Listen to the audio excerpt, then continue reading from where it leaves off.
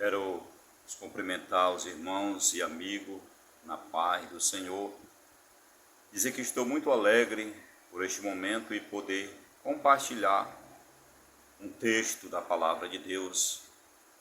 Que o Senhor possa nos edificar, nos orientar através da sua palavra neste momento. E o texto se encontra em Mateus capítulo 24, da palavra do Senhor, nosso Deus, que diz desta maneira: e quando Jesus, saindo do templo, aproximaram-se dele os seus discípulos,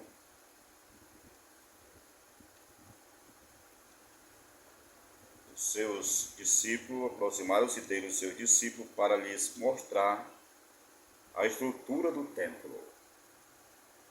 Jesus, porém, lhe disse: não vedes tudo isto?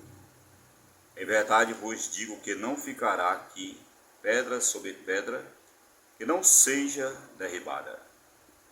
Estando assentado no Monte das Oliveiras, chegaram-se a ele os seus discípulos em particular, dizendo: dize-nos quando serão estas coisas, que sinal haverá da tua vinda e do fim do mundo? Em outras traduções, da consumação do século. E Jesus, respondendo, disse-lhes: acautelai-vos que ninguém vos engane, porque muitos virão em meu nome, dizendo: eu sou o Cristo, e enganarão a muitos. E ouvireis de guerras e de rumores de guerras. Olhai, não vos assusteis, porque é mister ou necessário que isto tudo aconteça, mas ainda não é o fim. Porquanto se levantará nação contra nação, reino contra reino, e haverá fome e pestes, terremotos em vários lugares. Mas todas estas coisas são princípio de dores. Então vos hão de entregar para seres atormentados, e matar-vos-ão, e sereis odiados de todas as gente, por causa do meu nome. E nesse tempo muitos serão escandalizados, e trair-se-ão uns aos outros, e uns aos outros se aborrecerão. E surgirão muitos falsos profetas, e enganarão a muitos. E por se multiplicar a iniquidade ou o pecado, o amor de muitos se esfriará. Mas aquele que perseverar até o fim será salvo. E este evangelho do reino será pregado em todo o mundo, em testemunha a todas as gentes, então virá o fim. Nós estamos diante de um texto, uma revelação divina, escatológica, da palavra do Senhor nosso Deus. Aonde o Filho de Deus, ele sentado no Monte das Oliveiras, e os seus discípulos perguntaram quando seria a consumação do século. O que iria acontecer antes da sua volta, que sinais haveria, que cumprimento da palavra haveria antes da segunda vinda de Cristo. Porque a primeira vinda de Cristo foi para resgatar toda a humanidade através do seu sacrifício, através do seu sangue derramado na cruz do Calvário. Por isso que o apóstolo João, no livro de João, capítulo 3, versículo 16, diz que Deus, ele amou o mundo de tal maneira que enviou o seu único Filho para que todo aquele que nele crê não pereça, mas tenha vida eterna. Quem não crê já está condenado, porque a condenação é esta, que os homens amaram mais as trevas do que a luz. Então Deus enviou o seu Filho em forma de homem. Filipenses capítulo 2, versículo 5 diz que ele, sendo Deus, não teve por usurpação ser igual a Deus, mas tomou a forma de homem. Humilhou-se e até a morte de cruz. Mas Deus o exaltou soberanamente e deu um nome que está acima de todos os nomes, para que ao nome de Jesus se dobre todo o joelho, tanto os que estão na terra como dos que estão no céu. Então a deidade de Cristo, a divindade de Cristo, 100% Deus, 100% homem. Ele se fez homem, humilhou-se, e antes de ele ir ao Gólgota, significa o lugar da caveira, onde ele iria ser crucificado, iria ser cuspido, humilhado, transpassado por uma lança e receber a coroa de espinho pelos nossos pecados para salvar toda a humanidade, porque Romanos 3:23 diz que todos pecaram e agora destituídos estão da glória de Deus. Ele veio fazer um sacrifício perfeito para salvar todos, porque Ele é amor, Ele é perdão, Ele é esperança, Ele é salvação. E Ele não faz acepção de pessoas, e Ele morreu, deu a sua vida por nós. Foi embalsamado por José de Arimateia e Nicodemos, colocado ali, naquele túmulo, naquela pedra onde ninguém tinha sido colocado ainda. Mas ao terceiro dia ele venceu os grilhões da morte e do inferno. Ele ressuscitou e está à destra do Pai, à mão direita do Pai. E ele tem todo o poder nos céus e na terra. Tudo está em seu controle. É Ele quem levanta, é Ele quem abate. É Ele quem dá vida, mas Ele também tira. Ele causa ferida, mas Ele também sara. É Ele quem levanta os reis, os presidentes, os governadores, os juízes,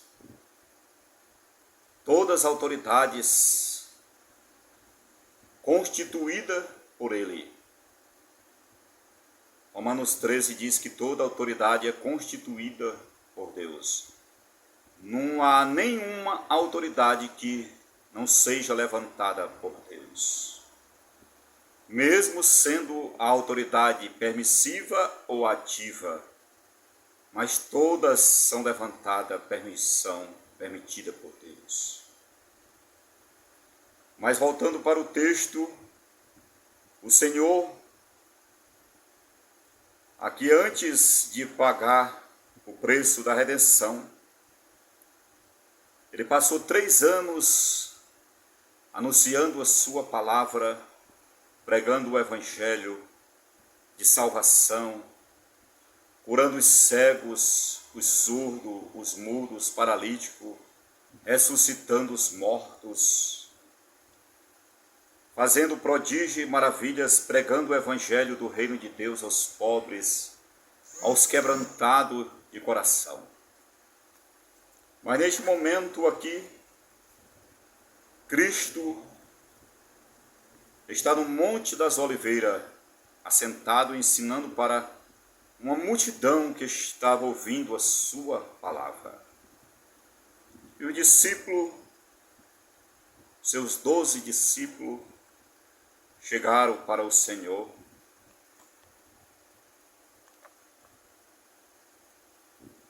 e indagaram, perguntaram para o Senhor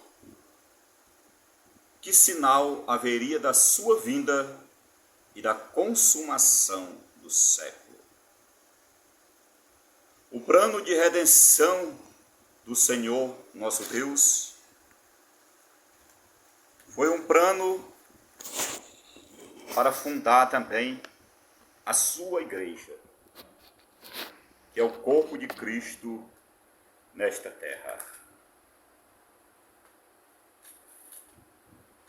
E quando ele disse para Pedro aqui em Mateus, capítulo 16, e versículo 18, o Senhor perguntou-lhe para o discípulo, disse, quem diz vós que eu sou? E um dizia, tu és Elias, tu és Jeremias, tu és o profeta. Mas Pedro disse para o Senhor, tu és o Cristo, o Filho do Deus vivo. E Jesus, ele disse para Pedro, não foi carne nem sangue que te revelou, mas o meu Espírito, o Espírito Santo, o Espírito de Deus. E por isso eu te digo que tu és Pedro, e sob esta pedra edificarei a minha igreja. Ele está falando dele mesmo. Porque Pedro significa fragmento, e Cristo é a pedra rejeitada pelos homens, a pedra angular. Ele disse, as portas do inferno não prevalecerão contra a minha igreja. E o Senhor naquele momento estava ali estabelecendo o reino de Deus na terra. Muitas vezes o Senhor falou em sua palavra sobre o reino de Deus, em Mateus 5. Ali o Sermão da Montanha falando sobre o reino de Deus. Bem-aventurados os que choram, porque serão consolados. Bem-aventurados os pacificadores, bem-aventurados os limpos de coração, porque verão a Deus. Bem-aventurados aqueles que são perseguidos, caluniados pelo meu nome. Mateus 5,12. Por causa do meu nome, perseguido, caluniado, blasfemado, porque grande é o vosso galardão no céu. Então o sacrifício de Cristo na cruz do Calvário, o primeiro objetivo foi para salvar toda a humanidade, toda a raça humana que pecou contra Deus e foi destituído da sua glória. E o segundo propósito, formar o seu corpo, a sua igreja nesta terra. Esta igreja que é viva, que é santa, que é poderosa, sem rúgula, sem mácula. Uma igreja de vestes brancas, uma igreja santa e separada do mundo. Sempre Deus escolheu alguém para representá-lo nesta terra. Existem 3 tipos de povos na terra. Existe os judeus, os gentios e a igreja. Os judeus ou os hebreus são o povo de Israel, que antes foram chamados para representar como nação santa nesta terra o próprio Deus que criou os céus e a terra. Mas agora, nós como igreja estamos representando o Filho de Deus, a igreja viva do Deus vivo e poderoso. E a igreja ela não pode se envolver com o mundo, porque nós não podemos servir a 2 senhores, servir a Deus e servir ao mundo.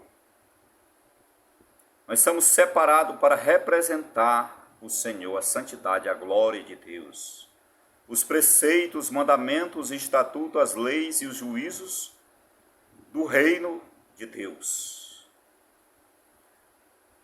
Porque nós devemos saber diferenciar o reino de Deus e o reino terreno.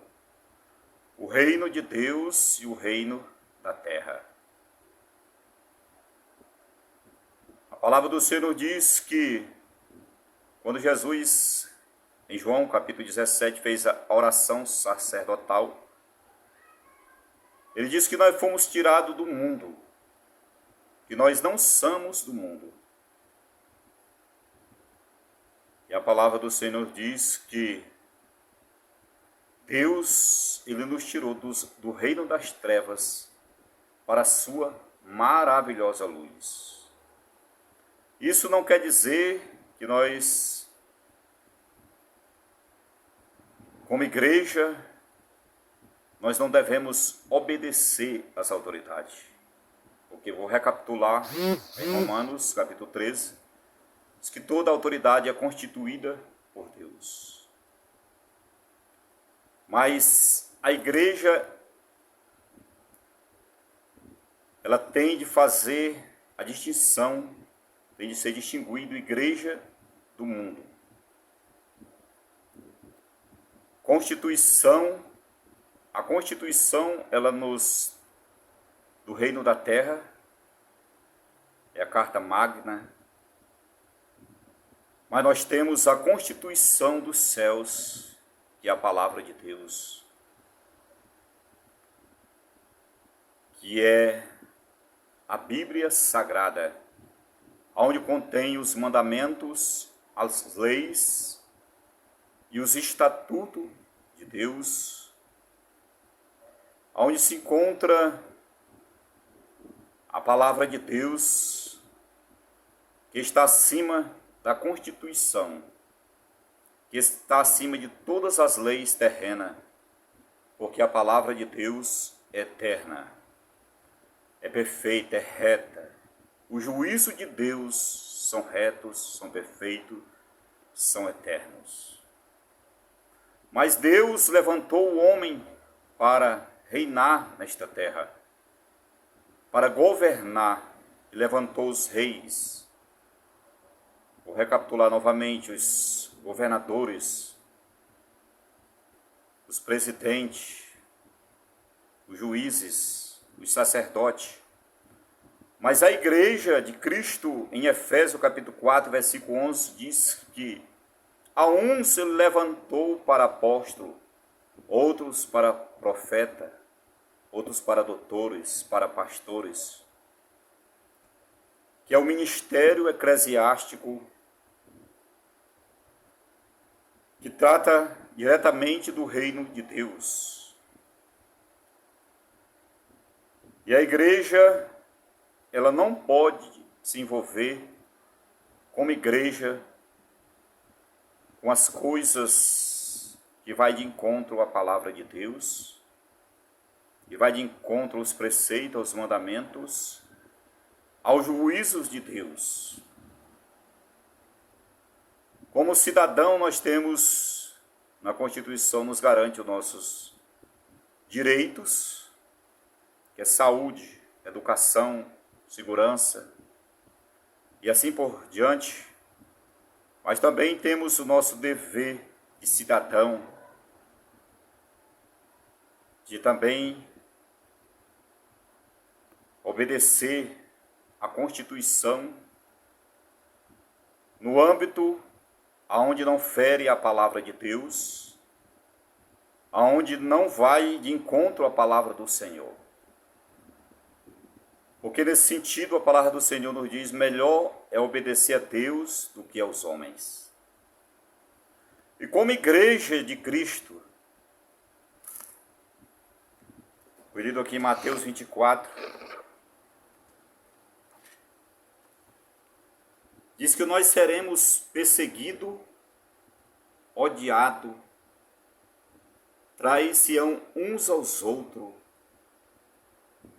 seremos presos, mortos, por causa do nome de Jesus, por causa do Evangelho,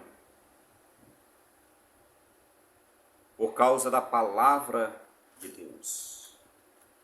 Porque a palavra de Deus, ela confronta o pecado, ela confronta as leis que não vão de encontro à verdade, não do homem em si, mas a verdade da palavra de Deus, dos mandamentos do Senhor nosso Deus. Então a igreja, ela sempre passou por perseguição. No primeiro século, nós vemos que quando a igreja se envolveu com os imperadores da época, Constantino, Nero, foi o tempo que houve o protestantismo, ou seja, onde Martinho Lutero, ele viu que tudo estava errado, a igreja estava envolvida diretamente com os governos daquela época, com os imperadores, com os reis. E o pecado, a idolatria, a prostituição, a mentira, o engano, entrou dentro da igreja, estava corrompendo os homens, porque enganoso é o coração do homem. O homem, ele muda, mas o nosso Deus, ele não muda, porque ele é imutável. O nosso Deus é onisciente, é onipotente, é onipresente. O nosso Deus é o Deus Todo-Poderoso, que nada foge do seu controle. Então, nesses últimos dias, muitos estão sendo enganados, abalados, decepcionados, estão se perguntando, estão buscando uma salvação, um Salvador, mas a igreja do Deus vivo, o nosso Salvador, a nossa solução, a nossa esperança, a nossa paz, o nosso Deus é aquele que ressuscitou ao terceiro dia. E disse que as portas do inferno, elas não prevalecerão contra a sua igreja. E o Senhor, em Mateus capítulo 24, ensinando para os seus discípulos que nos últimos dias, antes da sua vinda, era necessário acontecer tudo isto. Guerras, fome, peste, falsos profetas, a multiplicação do pecado,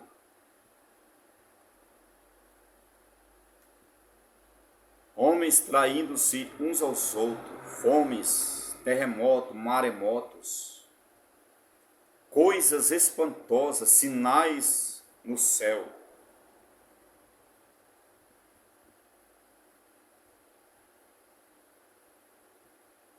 Mas a palavra do Senhor nos diz que tudo isto é necessário acontecer porque nós estamos no princípio das dores. Jesus Cristo está voltando. O Senhor está às portas. Mateus 24 diz, porque surgirão muitos falsos cristos e falsos profetas, e farão tão grandes sinais e prodígios, se possível for, enganariam até os escolhidos de Deus. Não se deixe enganar nos últimos dias que nós estamos, pelos falsos profetas, pelos falsos ensinamentos, falsa doutrina, aonde quer tirar você do foco, do alvo, que é Cristo, que é a sua salvação. Não coloque a esperança no homem, no braço de carne, mas confie na mão poderosa do Senhor, na mão, no braço que está estendido para ti e para a tua família, para te guardar, para te dar saúde, para abrir portas, para te guardar de todo mal, de todas ciladas. Está contigo como ele ressuscitou, Mateus 28 ali, versículo 28, quando o Senhor ressuscitou. Ele mandou pregar o evangelho, mas ele disse: eis que eu estou convosco todos os dias.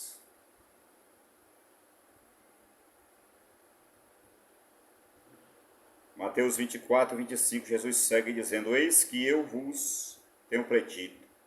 Portanto, se vos disser, eis que ele está no deserto, não saiais. Eis que ele está no interior da casa, não acrediteis. Porque assim como o relâmpago sai do oriente e se mostra no ocidente, assim será também a vinda do Filho do Homem. O que nós devemos nesses últimos dias, nesses últimos momentos que estamos nesta terra, é vigiar, é nos voltar o nosso coração para Deus, nos quebrantar, porque a palavra do Senhor diz em Crônicas 7,14, se o povo que chama pelo meu nome se humilhar, orar, buscar a minha face e se converter dos seus maus caminhos, então eu ouvirei do céu, perdoarei os seus pecados e sararei a sua terra, e agora estarão abertos os meus olhos e atento os meus ouvidos à oração deste lugar. É tempo de quebrantamento, tempo de restauração. É tempo de a igreja do Senhor se levantar para buscar a face do Senhor, o Rei dos reis, o Senhor dos senhores, o Deus dos deuses, aquele que foi morto e reviveu e tem a chave da morte e do inferno. E os seus pés é como latão reluzente, a sua voz é como voz de muitas águas, os seus olhos é como chama de fogo. Glórias ao nome do Senhor. Não coloque a sua confiança no homem, porque maldito é o homem que confia no homem. Mas a sua confiança tem que estar em Deus, no Senhor, no Deus único, no Filho de Deus, naquele que pagou um alto preço pela sua vida, pela minha vida, salvou você, a sua família, lhe selou com o Espírito Santo, escreveu o seu nome no livro da vida, lhe deu uma nova direção, deu paz, esperança, alegria. É para esse que você tem de olhar, está convicto da sua salvação nesses últimos dias.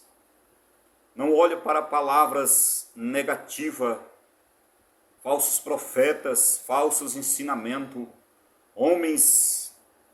Paulo escrevendo a Timóteo, capítulo 4, diz que nos últimos dias muitos apostatarão da fé, dando ouvido a espíritos enganadores, a doutrinas de demônios, homens que cauterizaram as suas mentes, são mais amigos dos deleites, dos prazeres, do dinheiro, da fama, da posição, do que amigo de Deus. Não estão preocupados com as almas que estão indo para o inferno. Não estão pregando uma palavra de amor, de salvação, de libertação, de santificação, de cura divina. As pessoas estão desesperadas, pessoas doentes, psicomaticamente, psicologicamente, fisicamente, espiritualmente, pessoas tentando suicídio, pessoas com câncer, com AIDS, pessoas em estados terminais, nos leitos dos hospitais, querendo uma oportunidade. Pessoas que precisam de salvação. E a igreja foi levantada para isto, para ser sal e luz deste mundo. Se o sal for insípido, para nada mais presta a não ser pisado pelos homens. Nós temos de salgar esta terra podre. Nós temos de ser luz no meio das trevas. Porque se nós não formos luz, seremos trevas. A igreja, ela não pode ser igual ao mundo, não deve e nem será igual ao mundo, porque a igreja do Senhor é uma igreja viva e poderosa. As portas do inferno não prevalecerão contra a igreja do Deus vivo. Não temas perseguição. Tudo isto é necessário, porque a palavra do Senhor diz: passarão os céus e a terra, mas a minha palavra não há de passar. Receba esta palavra.